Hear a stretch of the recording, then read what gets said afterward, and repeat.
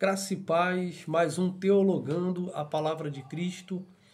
Hoje nós vamos tratar do livro de Mateus, no capítulo de número 26, a partir do versículo 1 até o versículo 5, que fala a respeito do plano para tirar a vida de Jesus. Vamos ao texto para a gente poder entender mais profundamente e discernirmos então em cima desse texto. Tendo Jesus acabado de estar ensinando aos seus discípulos, sabeis que daqui a 2 dias celebrar-se-á a Páscoa e o Filho do Homem será entregue para ser crucificado. Então vamos ver algumas coisas aqui. Tendo Jesus acabado todos estes ensinamentos, então Jesus tinha acabado de ensinar a respeito ali do sermão profético e das parábolas que acompanhavam o sermão profético.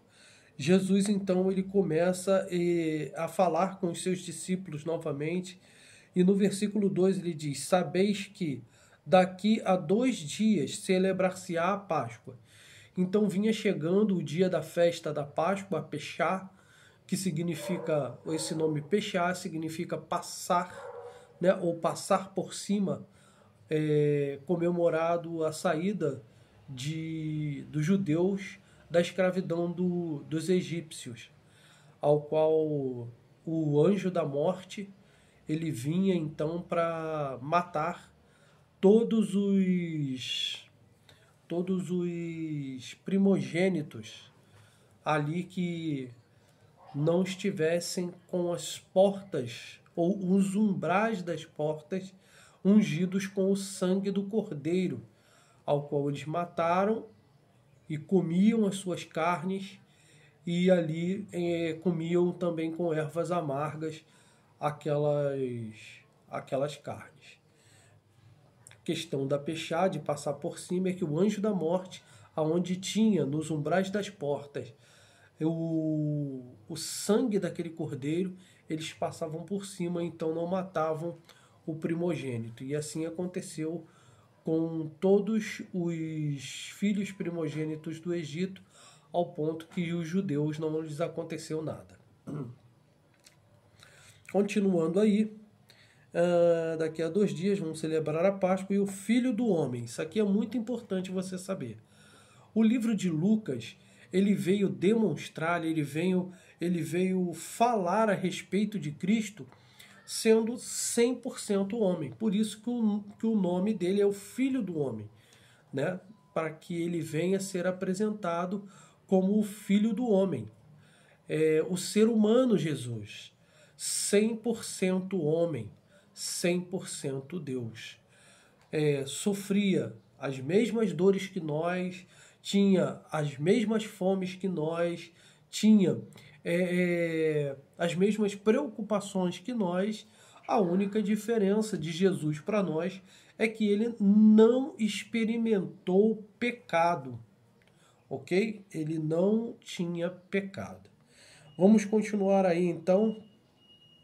Será entregue para ser crucificado. Uma outra palavra importante nesse versículo é será entregue. Será entregue. Então, não foram aqueles que vieram, né, que capturaram Jesus. Ele não foi preso por esses homens. Não. O que aconteceu ali naquele momento? Ele pegou e se entregou àqueles homens que vieram pegá-lo. Isso já nós vamos ver um pouco mais à frente, depois que eles ceiaram, né? Depois que eles sobem aos Montes das Oliveiras, depois que Jesus ora ainda ali com seus discípulos, isso lá no Getsemane, né? E aí a gente vai ver isso aí. Vamos nos prender então aqui nesse texto. E a questão será então crucificado. Jesus ele também já sabia em que tipo de morte ele havia de morrer, né? A pior morte que tinha na época, a pessoa morria asfixiada, né? E era uma morte lenta e ao mesmo tempo muito dolorosa. Jesus, claro, ele não só foi crucificado, mas a história conta, e a gente vai ver isso aí nessa trajetória. Jesus ele foi cuspido, Jesus ele foi socado, Jesus ele foi escaniçado, Jesus ele foi chicoteado e depois ainda teve que levar então a madeira ao qual ele ia ser pendurado em uma cruz. E ele disse isso, e o mais importante de tudo é que todas essas coisas aqui ele falou com os seus discípulos, ele já tinha avisado a eles. Aí você pode perguntar que depois os discípulos se dispersaram, depois os discípulos pegaram e os discípulos de Emaús, por exemplo, está lá no livro de Lucas, né? Eles saíram da cidade quando não era para sair. O que aconteceu? Aconteceu que Deus ainda não havia aberto o entendimento dos discípulos para esse momento da morte e da crucificação de Jesus. O que eles esperavam?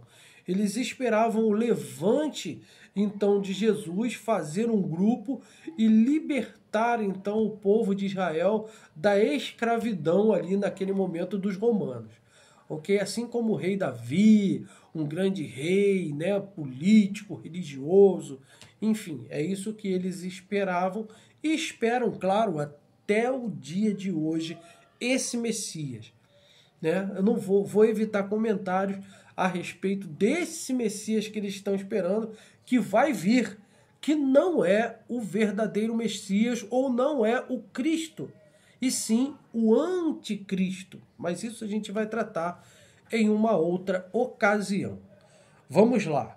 Versículo 3. Então os principais sacerdotes e os anciãos do povo.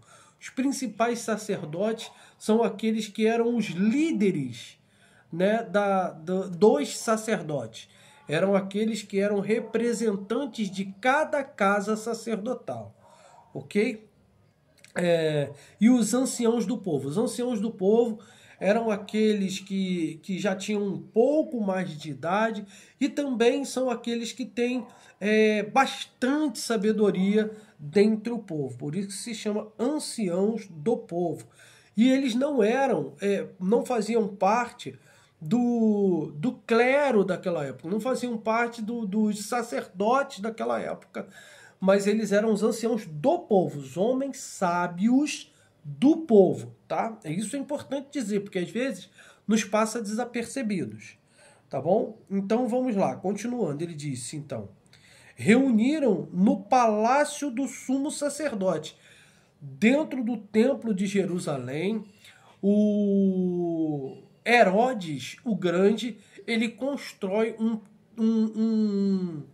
um palácio para que ali residisse, então, o sumo sacerdote com aquelas pessoas que ali ministravam, né, com ele, para julgar, para conversarem a respeito de um certo assunto e ali pudessem fazer as suas reuniões, inclusive na questão ali do sinédrio, inclusive, né? Se reunir.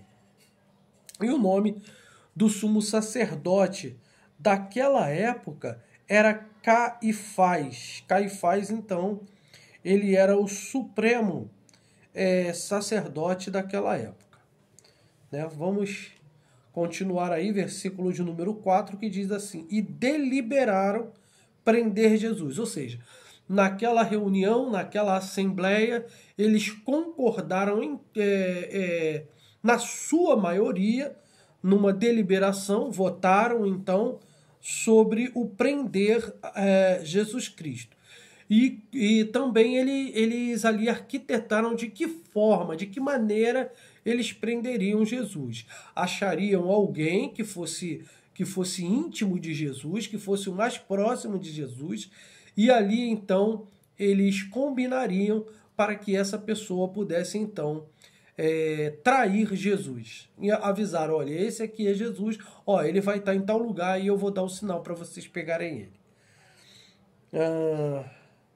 E eles não queriam somente prender Jesus, mas queriam matá-lo. Mas por que eles queriam matar Jesus? Primeiro, porque eles não acreditavam que Jesus fosse o Messias por causa de tantas infrações, não infrações da lei, tá, gente? São infrações de usos e costumes dos judeus, né? Era isso que eles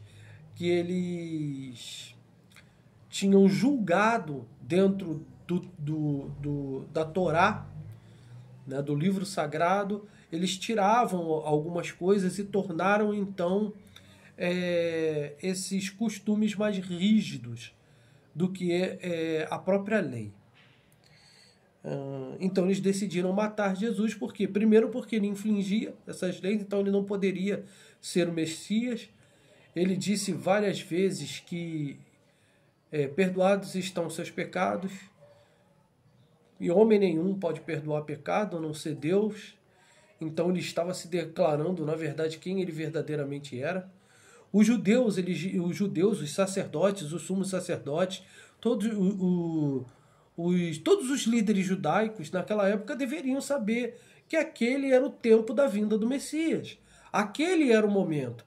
Mesmo porque o livro do profeta Daniel, ele aponta para isso, né? Mostrando os tempos e as eras que viriam e, no final, qual era a época em que o Messias ele viria. E aí o que acontece?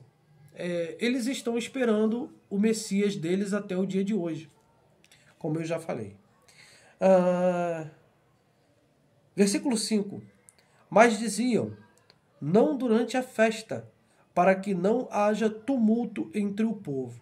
Deixa eu voltar um pouquinho no versículo 4 ainda, e dizer para você que ali eles estavam prendendo Jesus também por inveja, porque Jesus estava fazendo mais discípulos e tinha mais gente indo atrás dele do que indo ao templo ou indo às sinagogas.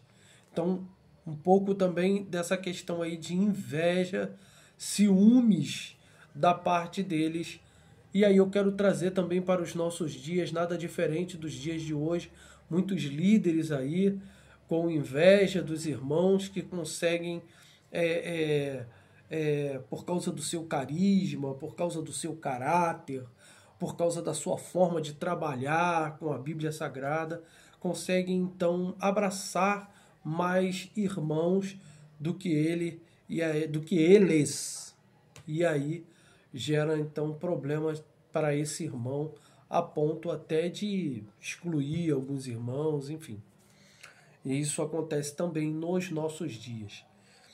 Versículo de número 5, mas diziam, não durante a festa, ou seja, não durante a festa da Páscoa, para que não haja um tumulto, e todo mundo sabia das coisas que Jesus fazia, das coisas que Jesus era capaz, né, de fazer, e eles pegarem ali em armas e defenderem Jesus, e aquele levante acabar sendo para eles, para os judeus, né, para a minoria, para a maioria ali do povo dividido, né, na verdade do povo dividido ali, entre se ele é o Messias ou não, e quem ele é, né, pegar e falar, não, ele é o Messias sim, porque o povo pegou e se levantou e agora pegou em arma, e agora não só vai vir contra nós, como a gente vai se levantar contra o Império Romano, mas na verdade isso aí nunca iria acontecer, porque a nossa libertação é a libertação do pecado e da morte que o pecado ele gera para com as nossas vidas. Teologando então vai ficando por aqui, para que o vídeo não fique muito extenso.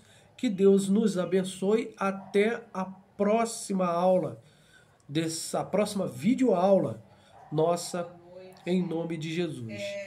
Que a graça e a paz do nosso Senhor Jesus Cristo esteja convosco.